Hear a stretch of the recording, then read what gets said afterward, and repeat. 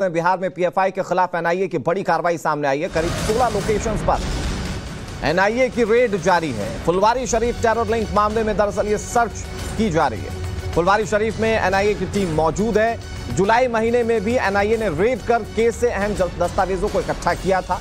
इस मामले में पहले ही 5 लोगों की गिरफ्तारी हो चुकी है और ये उम्मीद की जा रही है कि इन 5 लोगों की गिरफ्तारियों के बाद जो लीड मिलते जा रहे हैं उसके बाद ये कार्रवाइयां तेज होती जा रही है। साकेत हमारे सहयोगी ज्यादा जानकारी के साथ जुड़ गए हैं। साकेत, कार्रवाई को लेकर क्या जानकारी मिल रही है?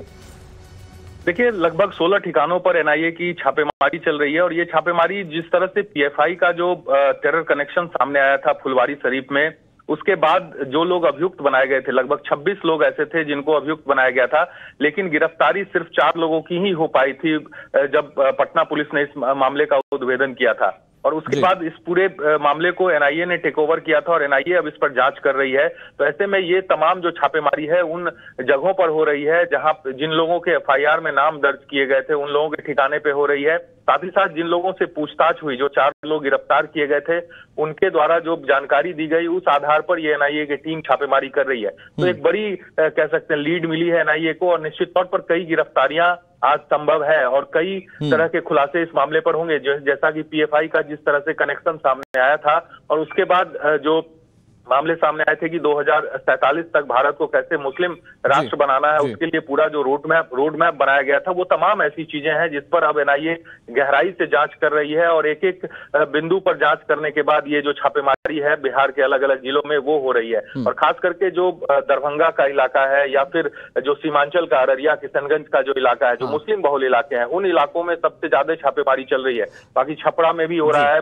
पूर्वी चंपारण में भी ये छापेमारी चल रही है। तो बिहार के लगभग 16 जिले ऐसे हैं जहां पर इस तरह की छापेमारी की जा रही है और 30 ठिकाने, हमें जो जानकारी मिल रही है कि 30 ठिकाने ऐसे हैं जिसे आइडेंटिफाई किया गया है एनआईए की तरफ से और वहां पर ये छापेमारी की जा रही है। ठीक है, यानी कि साकेत, पूरे खबर में क्लेरिफिकेशन ये है कि 16 जिले हैं और 30 ठिकाने जहां पर उस वक्त छापेमारी की कार्रवाई को अंजाम दिया जा रहा है। साकेत, लेकिन ये बताइए, चूंकि फुलवारी शरीफ से ये पूरा मामला जुड़ा हुआ था और जो दस्तावेज मिले थे पीएफआई को लेकर, उसमें यह पता चला था कि कैसे मुस्लिम राष्ट्र को लेकर साजिशें रची जा रही है, तो फुलवारी शरीफ के इर्द गिर्द एनआईए की कार्रवाई कहां होती हुई नजर आ रही है? देखिए, फुलवारी शरीफ से पहले भी 3 लोगों की गिरफ्तारी हुई थी और आज भी जो एनआईए की टीम छापेमारी कर रही है उसमें एक लोकेशन फुलवारी शरीफ का है जहां पर एनआईए की टीम पहुंची है और वहां सुबह से ही छापेमारी चल रही है। इसके अलावा बिहार के अलग अलग जिले में भी है। तो फुलवारी शरीफ कहीं ना कहीं एक जो कहते हैं मुख्य जगह है जहां से ये पूरा जो मॉड्यूल था वो हैंडल हो रहा था।